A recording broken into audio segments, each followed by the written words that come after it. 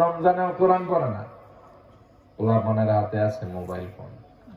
ওই যাও মসজিদে গিয়া ফুরিয়া ওরে বেটা তোরা এখন হাদিস তাই না, গেম খেলুই, পাবজি, ফ্রি ফায়ার, কথা কয় না, আছে না নাই? না, কোরআন পড়তে হবে। নবীজি বলেছেন ইকরাউল কোরআন ফাইন্নাহু ইয়াতি ইয়াউমাল কিয়ামাতি শাফিআন লিআসহাবি। তোমরা বেশি বেশি কোরআন পড়ো, কারণ কোরআন তার পাঠকের জন্য কিয়ামতের দিন শাফাআত করবে। এই কোরআনের সাথে থাকতে চান কে কে? দু হাত তুলে আল্লাহর দেখান, নারে তাকবীর, নারে রিসালাত। কোরআন আল কারীমে 31তম সূরা, সূরার নাম হচ্ছে লুকমান। এটা একটা মানুষের নামে সূরা। কিসের নামে সূরা?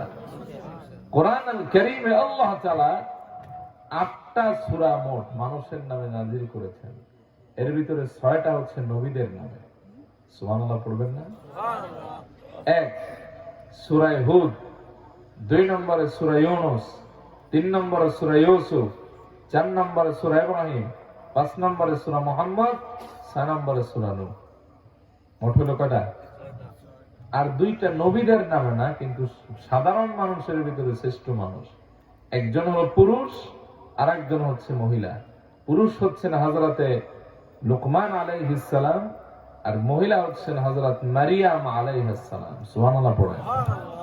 আই রিপিট, কোরআন শরীফে মানুষের নামে মোট সূরা কয়টা?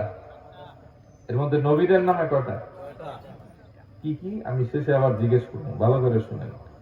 1 সূরা হুদ, 2 নম্বর সূরা ইউনূস, 3 নম্বর সূরা ইউসুফ, 4 নম্বর সূরা ইব্রাহিম, 5 নম্বর সূরা মুহাম্মদ, 6 নম্বর সূরা নূহ। আর অন্যান্য মানুষের নামে 2টা সূরা, একটা পুরুষ আর মহিলা। একজন হচ্ছেন হযরত মারিয়াম, আর একজন হচ্ছেন হযরত লুকমান। এখন সাইয়েদনা লুকমান কে ছিলেন? ইন্নাহু কানা আবদান সালিহা, তিনি ছিলেন একজন আল্লাহর ওলি, আল্লাহর খাস পেয়ারা বান্দা, মুকাররাবিন গোলাম। সুবহানাল্লাহ পড়েন। তার বাড়ি কই ছিল? প্রশ্ন জাগে না? সাইয়েদনা লুকমানের বাড়ি ছিল বর্তমান সুদানের নুবিয় এলাকায়। তিনি কি কাজ করতেন? হাদিস আসছে কানা লুকমান আবদান হাবাশিয়ান নাজ্জারা। সাইয়েদনা লুকমান ছিলেন একজন হাবাশি গোলাম, কাজ করতেন রাখালে। দেখতে কেমন ছিলেন? তার নাকটা ছিল চ্যাপ্টা, ঠোঁটগুলি মোটা, বেটে আকৃতির, কালো মানুষ ছিলেন সাইয়েদনা লুকমান।